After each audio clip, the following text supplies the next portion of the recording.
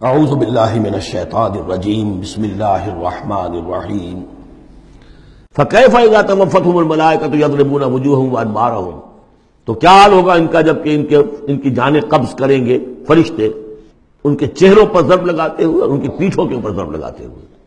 ذالک بانہم اتبعوا ما اسخط اللہ، یہ اس لیے کہ انہوں نے پیروی اس چیز کی جو اللہ کو ناپسند ہے، وکرہوا رضوانہ، اور ناپسند کیا انہوں نے اللہ کی رضا کو، فاحبط اعمالہم، تو اللہ نے ان کے سارے اعمال اکارت کر دیے، حبط کر دیے۔ یعنی اب تک انہوں نے حضور کے پیچھے نمازیں جو پڑھی ہیں اور جو بھی کوئی نیکیاں کی ہیں، اب جب مرحلہ آ گیا ہے قتال کا اور یہ جی چرا رہے ہیں، تو گویا کہ وہ سارے ان کے اب تک کے جو اعمال ہیں وہ حبط ہو جائیں گے۔ ام حسب الذین فی قلوبہم مرض ان لن یخرج اللہ اضغانہم، کیا سمجھا تھا ان لوگوں نے کہ جن کے دلوں میں یہ روگ ہے کہ اللہ تعالیٰ ان کے کھوٹ کو ظاہر نہیں کرے گا، وہ اپنے کھوٹ کو اندر جو نفاق کی بیماری لیے پھرتے ہیں اس کو چھپائے رکھ سکیں گے؟ انہوں نے یہ سمجھا تھا، اللہ تعالیٰ نے تو اسے واضح کرنا تھا، فَلَيَعْلَمَنَّ اللَّهُ الَّذِينَ آمَنُوا وَلَيَعْلَمَنَّ الْمُنَافِقِينَ۔ تو ام حسب الذین فی قلوبہم مرض ان لن یخرج اللہ اضغانہم، انہوں نے یہ سمجھا تھا کہ اللہ تعالیٰ ان کے کھوٹ کو، دلوں کے کھوٹ کو علم نشرہ نہیں کر دے گا۔ وَلَوْ نَشَاءُ لَأَرَيْنَاكَهُمْ، اور اگر ہم چاہیں تو اے نبی آپ کو دکھا دیں کہ یہ ہیں وہ لوگ، فَلَعَرَفْتَهُمْ بِسِيمَاهُمْ، آپ ان کے چہروں سے انہیں خود ہی پہچان لیں گے۔ ظاہر بات ہے کہ صادق الایمان شخص کا چہرہ اور ایک منافق کا چہرہ، انسان کے قلب کی کیفیت جو ہوتی ہے وہ تو چہرے کے اوپر جو ہے، face is the index of mind, ذہنی کیفیت جو ہے، قلب کی کیفیت جو ہے وہ چہرے پر ہوتی ہے۔ فَلَعَرَفْتَهُمْ، تو آپ پہچان ہی چکے ہیں انہیں ان کے چہروں سے۔ وَلَتَعْرِفَنَّهُمْ فِي لَحْنِ الْقَوْلِ، اور مزید آپ پہچان لیں گے انہیں ان کی گفتگو کے ڈھب سے، انداز سے۔ گفتگو میں بھی ظاہر بات ہے کچھ چاپلوسی کریں گے، کچھ ہیر پھیر ڈالیں گے۔ ایک مخلص آدمی کی گفتگو اور ایک اس طرح کے شخص کی گفتگو، زمین و آسمان کا فرق ہوتا ہے۔ وَاللَّهُ يَعْلَمُ أَعْمَالَكُمْ، اللہ تمہارے اعمال کو خوب جانتا ہے۔ وَلَنَبْلُوَنَّكُمْ حَتَّى نَعْلَمَ الْمُجَاهِدِينَ مِنكُمْ وَالصَّابِرِينَ، اور ہم تو لازماً آزمائیں گے تمہیں، یہاں تک کہ ہم، ترجمہ تو ہوگا ہم معلوم کر لیں، ہمیں علم ہو جائے۔ لیکن چونکہ اہل سنت کا عقیدہ یہ کہ اللہ کا علم تو قدیم ہے، تو یہاں ہم اس کی ترجمانی کرتے ہوئے کہتے ہیں ہم ظاہر کر دیں گے اس کو، تاکہ سب کے علم میں آ جائے، سب دیکھ لیں۔ ہم آزمائیں گے تمہیں یہاں تک کہ سب دیکھ لیں کہ مجاہدین کون ہیں تم میں سے، حتی نعلم المجاہدین منکم والصابرین، اور وہ جو صبر کرنے والے ہیں۔ وَنَبْلُوَ أَخْبَارَكُمْ، اور ہم تمہارے سارے حالات کی پوری طریقے سے تحقیق کر لیں۔ یہ تقریباً سمجھیے کہ وہ آیت جو آئی تھی سورہ بقرہ میں، وَلَنَبْلُوَنَّكُمْ بِشَيْءٍ مِّنَ الْخَوْفِ وَالْجُوعِ وَنَقْصٍ مِّنَ الْأَمْوَالِ وَالْأَنفُسِ وَالثَّمَرَاتِ۔ ابھی وہاں چونکہ قتال کا حکم نہیں آیا تھا، اس لیے وہاں پر ابھی جنگ کا تذکرہ نہیں تھا۔ یہ تو تھا کہ ہم تمہیں آزمائیں گے بھوک سے اور جان اور مال کے نقصان سے اور ثمرات کے ضیاع سے، لیکن یہاں اسی آیت کو ایک ایکسٹینشن سمجھیے، وَلَنَبْلُوَنَّكُمْ حَتَّى نَعْلَمَ الْمُجَاهِدِينَ مِنكُمْ وَالصَّابِرِينَ، تاکہ ہم دیکھ لیں کون ہیں وہ جو واقعتاً جہاد کرنے والے ہیں، صبر کرنے والے ہیں، اور ان کی پوری طرح جانچ پرکھ کر لیں۔ ان الذين كفروا وصدوا عن سبيل الله وشاقوا الرسول من بعد ما تبين له الهدى لن يضروا الله شيئا، یقیناً وہ لوگ جنہوں نے کفر کیا اور جو روکتے رہے لوگوں کو بھی اللہ کے راستے سے اور اللہ کی اور اس کے رسول کی مخالفت میں سرگرم رہے، زدہ میں پڑ گئے، من بعد ما تبين لهم الهدى، اس کے بعد کہ ان کے لیے ہدایت واضح ہو چکی تھی، لن يضروا الله شيئا، وہ اللہ کا کچھ نہیں بگاڑ سکیں گے۔ وسيحبط اعمالهم، اللہ تعالیٰ ان کے اعمال کو بھی حبط کر دے گا۔ یعنی اس پہلے ذکر تھا منافقین کا، اب یہاں کفار مکہ کا ذکر ہے۔ ان کے اعمال کیا تھے؟ وہی حاجیوں کی خدمت کرتے تھے۔ اجعلتم سقایۃ الحاج وعمارۃ المسجد الحرام کمن آمن باللہ والیوم الآخر، اور یہ کہ بہرحال اور بھی کچھ دے، کسی نے کھانا کھلا دیا، کسی کو کچھ اور کر دیا، اور پھر یہ کہ جو کچھ انہوں نے جد و جہد کی ہے، انہوں نے بھی مال خرچ کیے ہیں، جنگیں کی ہیں۔ بدر میں آئے تھے تبھی تو بہت سے لوگوں نے، کفار نے انفاق کیا تھا، تبھی تو ساز و سامان تیار ہوا تھا۔ 900 اونٹ لے کر نکلے تھے، روزانہ ایک دن 10، ایک دن 9 اونٹ تو ذبح ہو رہے تھے وہ فوج کو جو کھانا کھلانے کے لیے، تو آخر لوگوں نے کنٹریبیوٹ کیا تھا، تو یہ سارے اعمال ان کے اکارت چلے گئے۔ یا ایھا الذین آمنوا اطیعوا اللہ واطیعوا الرسول ولا تبطلوا اعمالکم، اے اہل ایمان اللہ کی اطاعت کرو اور اس کے رسول کی اطاعت کرو، لا تبطلوا اعمال، اپنے اعمال ضائع نہ کرا بیٹھنا۔ یعنی اب تک اگر تم نے کچھ اعمال کیے ہیں، کوئی محنت بھی کی ہے، کچھ انفاق بھی کیا ہے، کچھ اور جد و جہد کی ہے، لیکن اب جو یہ مرحلہ نیا آ گیا ہے، اس کو یوں سمجھیے اب امر حال یہ ہے، اللہ کا، اس کے رسول کا جس وقت جو حکم ہے اس وقت اس کو ماننا ہوگا۔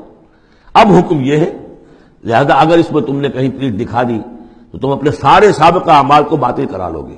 ان الذین کفروا وصدوا عن سبیل اللہ ثم ماتوا وهم کفار فلن یغفر اللہ لهم. یقیناً وہ لوگ کہ جنہوں نے کفر کیا اور اللہ کے راستے سے وہ روکتے رہے اور یا رکے رہے، یہ دونوں جیسے میں نے اس کیا کہ صدا یا صدو جو ہے یہ فعل لازم بھی ہے، فعل متعدی بھی ہے. ثم ماتوا وهم کفار، اور وہ مر گئے اسی حال میں کہ وہ کافر تھے. فلن یغفر اللہ لهم، تو ایسے لوگوں کو اللہ تعالیٰ ہرگز نہیں بخشے گا. فلا تہنوا، تو اے مسلمانوں تم ڈھیلے نہ پڑو، بودے پن کا مظاہرہ نہ کرو. وتدعوا الی السلم، سیدھا سلم میں، اور تم جو اب یہ کہہ رہے ہو صلح کی بات ہونی چاہیے اور سلامتی کی بات ہونی چاہیے اور خام خواہ کی لڑائی جھگڑا جو ہے اس سے کیا حاصل ہے، یہ جو تم کر رہے ہو یہ نہ کرو. فلا تہنوا وتدعوا الی السلم، بلکہ اب جو مرحلہ آ گیا ہے اب تو سرفروشی کا مرحلہ آ گیا ہے. وانتم الاعلون، اور گھبراؤ نہیں، تم ہی سب سے اونچے رہو گے، سربلند رہو گے، غالب ہوگے. واللہ معکم، اللہ تمہارے ساتھ ہے، اس کی مدد تمہارے شامل حال ہے. ولن یترکم اعمالکم، اللہ تعالیٰ تمہارے اعمال ضائع نہیں کرے گا. انما الحیات الدنیا لعب و لہو، یہ دنیا کی زندگی تو کھیل ہے اور کچھ جی کا بہلانا ہے، اس کے سوا کیا ہے؟ آخرت کے مقابلے میں تو یہ دھوکے کا سامان ہے، دھوکے کی ٹٹی ہے. وما الحیات الدنیا الا متاع الغرور وان تؤمنوا وتتقوا یؤتکم اجورکم، اگر تم ایمان لاؤ، ایمان پر قائم رہو اور اپنے رب کا تقوی اختیار کیے رکھو، اللہ تعالیٰ تمہیں دے گا تمہارے بدلے، تمہارے اجر. ولا یسألکم اموالکم، اور وہ تم سے تمہارے مال نہیں مانگتا. مطلب یہ کہ سارے مال نہیں مانگتا یا تم سے زبردستی مال نہیں مانگتا. دیکھیے دونوں چیز ذہن میں رکھیے، اللہ مال تو مانگتا ہے. من ذا الذی یقرض اللہ قرضا حسنا، کون ہے جو اللہ کو قرض حسنا دیتا ہے؟ کتنی مرتبہ کہا اللہ کی راہ میں انفاق کرو، اللہ کی راہ میں انفاق کرو. سورہ بقرہ میں ہم پڑھ چکے ہیں انفقوا فی سبیل اللہ ولا تلقوا بایدیکم الی التہلکہ، اللہ کی راہ میں خرچ کرو، لگا دو، اپنے آپ کو اپنے ہاتھوں ہلاکت میں مت ڈالو. یہ اللہ کا مال مانگنا تو ہے، لیکن ایک تو یہ کہ جبر نہیں کیا. یہ کمال ہے محمد رسول اللہ صلی اللہ علیہ وسلم کا، اتنی عظیم انقلابی جد و جہد. کبھی آپ نے نہیں کہا کہ ایمرجنسی ہے لہذا اب سب کا مال ضبط، فلاں کا مال ضبط، کچھ نہیں. جو بھی تشویق ہے، ترغیب ہے، لیکن جس نے دیا اپنی مرضی سے دیا، سوائے ایک جنگ کے نفیر عام بھی نہیں تھی. تشویق ہے، ترغیب ہے. حرض المومنین علی القتال، نکلو اللہ کی راہ میں. شہادت جو ہے اس کو اپنا مقصود سمجھو، شہادت ہے مطلوب و مقصود مومن، جبر نہیں کیا. یہ کمال ہے میرے نزدیک. ویسے تو کمال ہر پہلو سے ہے، لیکن یہ نکتہ بھی ذہن میں رکھیے کہ کہیں بھی کسی صورتحال میں جبر کا معاملہ نہیں آیا. تو اللہ تعالیٰ تم سے جبرن نہیں مانگتا یا کل کے کل مال نہیں مانگتا. ان یسألکموہا، اگر وہ تم سے مانگے تمہارے سارے مال، فیحفکم، اور تم پر سختی کرے، تنگی کرے، تبخلوا، تم بخل سے کام لوگے، ویخرج اضغانکم، اور اللہ ظاہر کر دے گا پھر تمہارے اندر کے کھوٹ کو. جو تمہارا کھوٹ اندر ہے وہ زبانوں پر آ جائے گا، جیسا کہ غزوہ احزاب کے موقع پر آ گیا کہ ما وعدنا اللہ ورسولہ الا غرورا. منافقین نے یہ بات کہہ دی کھلم کھلا کہ اللہ اور اس کے رسول نے تو ہمیں دھوکہ دیا، سب باغ دکھائے. ہاں انتم ہؤلاء تدعون لتنفقوا فی سبیل اللہ، تمہیں بلایا جا رہا ہے، ترغیب دی جا رہی ہے، تمہیں تشویق دی جا رہی ہے کہ تم اللہ کی راہ میں خرچ کرو. لتنفقوا فی سبیل اللہ، فمنکم من یبخل، تم میں سے کوئی وہ بھی ہے جو بخل سے کام لیتے ہیں. ومن یبخل فانما یبخل عن نفسہ، جو کوئی بخل سے کام لے رہا ہے وہ بخل اپنے آپ سے کر رہا ہے، وہ اپنے وہ فائدے چھوڑ رہا ہے کہ جو انفاق سے اسے ملیں گے. ایک کے 700 ملتے ہوں تو اگر نہیں دے رہے آپ ایک تو کس کا گھاٹا کیا؟ اپنا نقصان کیا نا. تو وہ تو اپنی جان سے ہی نفس جو ہے بخل کر رہا ہے. واللہ الغنی وانتم الفقراء، اور اللہ تعالیٰ تو غنی ہے، یہ تو تمہارے امتحان کے لیے مانگ رہا ہے تم سے. اللہ کو قرض دو، اللہ تعالیٰ تم سے صدقات بھی قبول کر لیتا ہے. وَيَقْبَلُ الصَّدَقَاتِ، صدقات قبول کر لیتا ہے. یہ اللہ تعالیٰ کی طرف سے تمہارے لیے تمہارا اعزاز ہے، اکرام ہے. واللہ الغنی، حالانکہ وہ غنی ہے. وَأَنْتُمُ الْفُقَرَاءُ، اور محتاج اصل میں تم ہو. وَإِن تَتَوَلَّوْا، یہ آیت بڑی فیصلہ کن ہے. ان تتولوا، اگر تم پیٹھ پھیر لوگے، یستبدل قوما غیرکم، تو تمہیں ہٹا کر کسی اور قوم کو لے آئے گا. ثم لا یکونوا امثالکم، پھر وہ تمہاری طرح کے نہیں ہوں گے. اب یہ ہو سکتا ہے کہ اس کا اطلاق جو ہے اس وقت کچھ لوگوں پر بھی ہوا ہو کہ جنہوں نے منافقت کی بنا پر پیٹھ موڑ لی.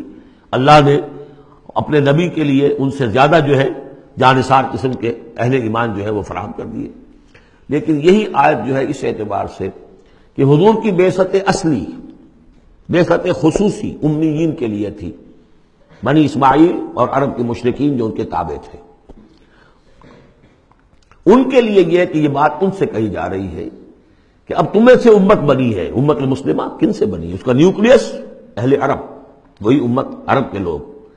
اگر یہ مشن جو تمہارے حوالے ہوا ہے کذالک جعلناکم امۃ وسطا لتکونوا شہداء علی الناس ویکون الرسول علیکم شہیدا، اگر تم نے اس مشن سے منہ موڑ لیا تو اللہ تمہیں ہٹائے گا، معزول کر دے گا، کسی اور قوم کو لے آئے گا۔ چنانچہ میرے نزدیک اس آیت کا ظہور ہوا ہے بتمام و کمال 13ویں صدی عیسوی میں، جبکہ اللہ تعالیٰ نے عربوں کو امت مسلمہ کی قیادت سے معزول کر دیا۔ 1258 عیسوی میں سقوط بغداد ہوا، ہلاکو کے ہاتھوں جو مسلمانوں پر تاتاریوں کے ہاتھوں بیتی ہے، کروڑوں مسلمان قتل ہوئے اس وقت، معمولی نہیں۔ اور آخری خلیفہ بنو عباس کا اس کو کھینچ کر محل سے گھسیٹ کر باہر نکالا گیا، جانور کی ایک کھال میں لپیٹ کر تاتاریوں نے اپنے گھوڑوں کے سموں تلے اسے کچل دیا۔ وہ گویا کہ عربوں کا معزول ہونا تھا امت مسلمہ کی قیادت سے۔ اس کے بعد کچھ عرصہ گزرا ہے، لیکن پھر اللہ نے وہ ایک معجزہ دکھایا کہ انہی تاتاریوں میں سے کتنی قومیں ایمان لے آئیں۔ ہے آیا فتنہ تاتار کے افسانے سے، پاسماں مل گئے کعبے کو صنم خانے سے۔ پھر وہی تاتاری تھے جن میں سے ترکان تیموری نکل آئے، ترکان صفوی نکل آئے، ترکان سلجوقی ان سے بھی پہلے آ چکے تھے، اور ترکان عثمانی، پھر گریٹ آٹومان امپائر، پھر خلافت بھی اللہ نے پھر وہاں منتقل کر دی۔ 400 برس پر خلافت جو ہے وہ بھی ترکان عثمانی کے پاس رہی۔ ان تتولوا یستبدل قوما غیرکم ثم لا یکونوا امثالکم۔ صدق اللہ العظیم۔